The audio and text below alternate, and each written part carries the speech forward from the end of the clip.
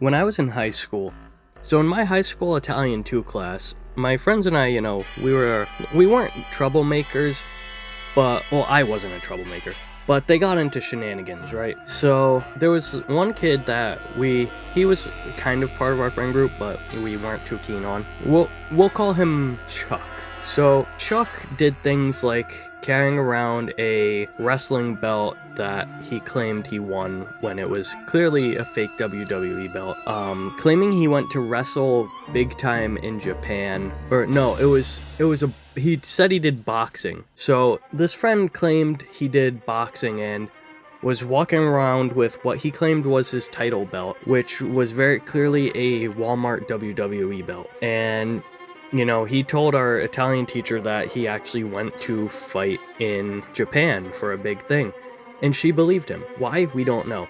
Because this is also the same kid who had on his lock screen a picture of him and what he told us was his girlfriend, but what another friend enlightened us to being his cousin. Take that as you will. But anyway, so at the time I was eating Juji fruits because Juji fruits are pretty good, and my friend also had a box, right? Or I was sharing, I don't remember. But they decided, I'm going to throw these across the room and dome them in the head with it, and I'm gonna hit him in the chrome dome. So they kept hitting him. He wasn't gonna get up and do anything. We were across the room and he sat in front of the teacher's desk. Keep that in mind. So my friend is throwing him at him, and then all of a sudden we see him reach in his bag, and my friend's like, oh no, this is going to end up bad. But not as bad as he was initially thinking. We used to make jokes that this kid would be a school shooter because they gave off like that kind of energy.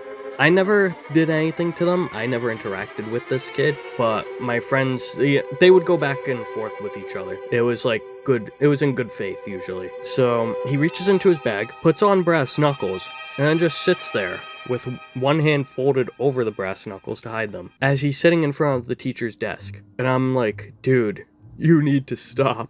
My friend is just like, they're sweating. He's like, I'm gonna get beat up after school, man. I'm like, I will not be there to film it. Get someone else. I'm going home. And nothing ever came of that until that summer when another friend decided that they would box them because they were always saying, oh yeah, I could beat you guys, and they got laid out in less than a minute. So that tells you how truthful they really were about their boxing career. Long story short, so in the end, I guess you could say, the moral of this story is don't lie about dating your cousin, don't offer to fight people and say you fought people and not be prepared for it, and don't throw candy at people's heads when they could either have a gun or brass knuckles in their bag.